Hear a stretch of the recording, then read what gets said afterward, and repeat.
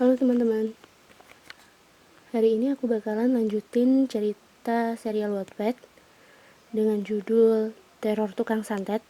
Kali ini bagian 3-nya berjudul Bala. Langsung aja kita masuk ke cerita.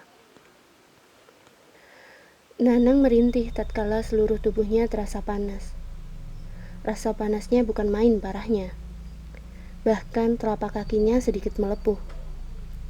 Sudah 10 hari, bocah berusia 11 tahun itu menderita demam yang tak kunjung reda.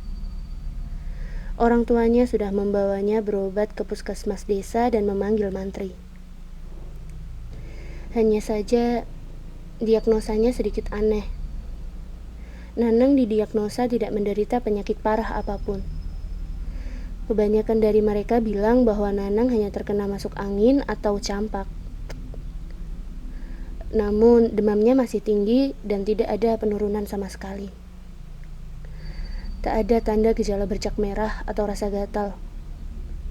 Gejala yang tampak hanya demam tinggi saja. Segala upaya sudah dilakukan, baik obat medis dari mantri maupun obat racikan tradisional.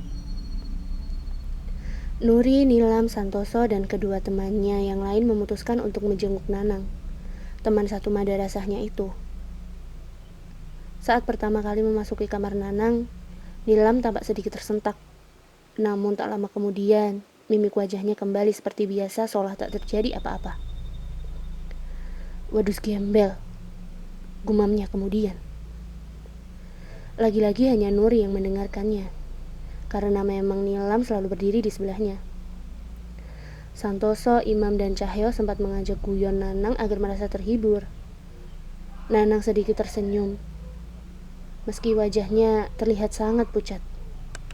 Setelah beberapa lama, akhirnya mereka semua berpamitan. Ketiga teman laki-laki Nuri keluar terlebih dahulu. "Mak Saroh, boleh ngomong sebentar?" ucap Nilam kemudian. Mak Saroh ibu Nanang sedikit heran, namun akhirnya mengiyakan ajakan gadis kecil di hadapannya. Lalu Nilam mengajak Mak Saroh ke belakang entah kemana, meninggalkan Nuri seorang diri di ruang tamu rumah Nanang. Tiba-tiba Cahyo menjulurkan kepalanya melewati pintu. "Ayo pulang," ajaknya. Nuri sempat menoleh ke belakang. "Duluan aja, aku nungguin Nilam." "Emang Nilam kemana?" Nuri memutar bola matanya mencari alasan.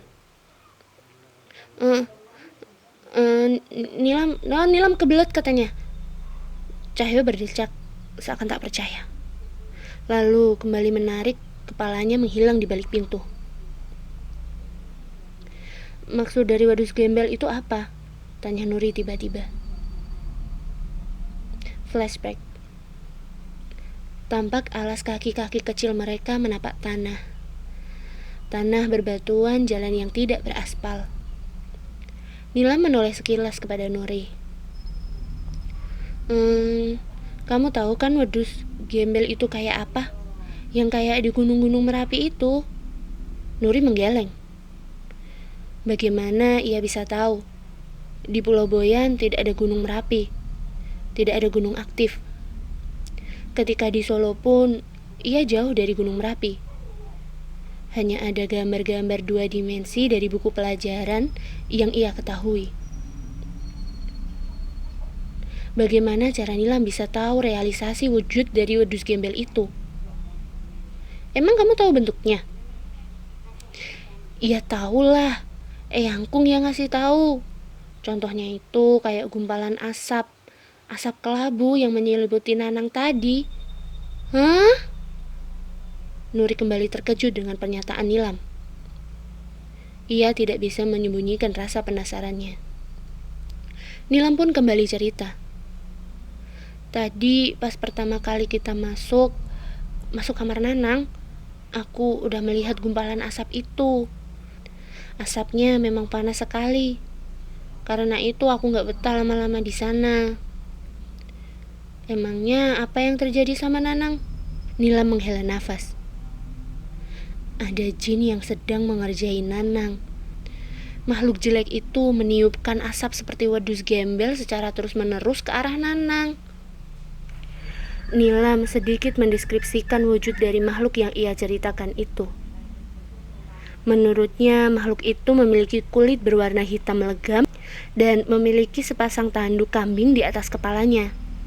Nuri menanyakan perihal bagaimana bisa Nanang diganggu oleh makhluk seperti itu. Aku sempat berbicara sama dia tadi. Nuri paham, Nilam mengobrol dengan makhluk itu lewat suara batin. Secara dari tadi, Nilam lebih banyak diam saat berada di kamar Nanang. Awalnya dia menolak mengatakan apapun. Dengan bantuan dari Eyang Kung, lalu kupaksa dengan sedikit ancaman agar dia mau mengaku. Ternyata dia gak terima atas perlakuan Nanang pada majikannya. Emang majikannya siapa?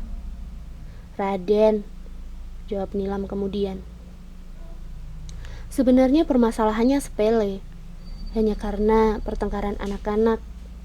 Ya, pertengkaran anak-anak pada umumnya. Tapi kenapa Nanang malah sampai diserang segitu parahnya?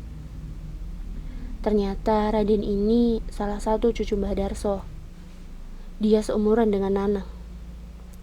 Berawal dari permainan sepak bola tradisional di desa, kala itu Raden satu tim dengan Nanang. Nanang ini badannya lebih bongsor dari anak-anak seumurannya. Makanya dia agak disegani. Zaman pas masih kecil, bisa dibilang dia yang jadi ketuanya. Biasanya tim Nanang selalu menang. Tapi semenjak Raden masuk ke timnya menggantikan Slamet, timnya jadi sering kalah. Alhasil, Nanang jadi kesal dan menyalahkan kekalahan tim sama Raden. Bisa dibilang, Raden secara fisik agak lemah karena badannya memang kurus. Hingga suatu hari, mereka bertengkar di sekitar pematang sawah. Namanya juga anak kecil. Kalau ada temannya yang bertengkar, rata-rata bukan dipisah tapi malah disorakin. Pertengkaran berakhir dengan Nanang yang berhasil mendorong Raden ke pematang sawah yang baru ditanami. Badannya kotor penuh lumpur. Raden menangis, tapi tidak ada yang menolong. Karena Nanang mengancam siapapun yang menolongnya akan dia hajar. Setelah itu Raden dikeluarkan dari tim dan tidak ada siapapun yang mau menerimanya. Dia dikucilkan. Semua itu karena pengaruh Nanang. Nanang memang dikenal sebagai anak yang rada tengil di desa.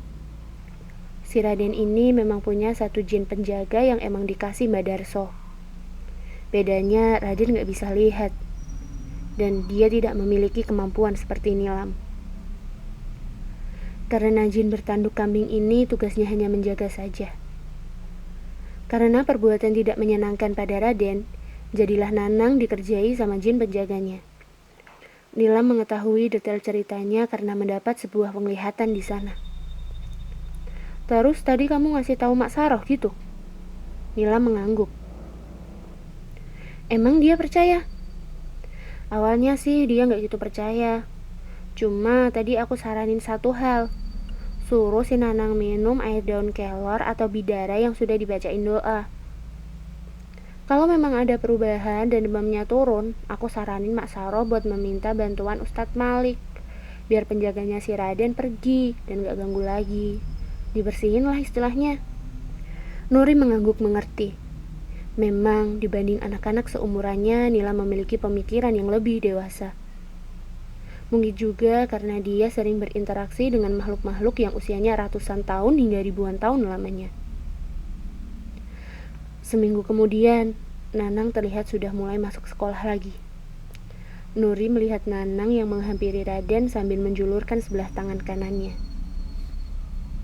Nanang meminta maaf. Oke guys, akhirnya udah selesai part 3. Alhamdulillah ini gak sampai jadi 2 video. Aku akan up secepatnya part 4 dari cerita teror tukang santet ini.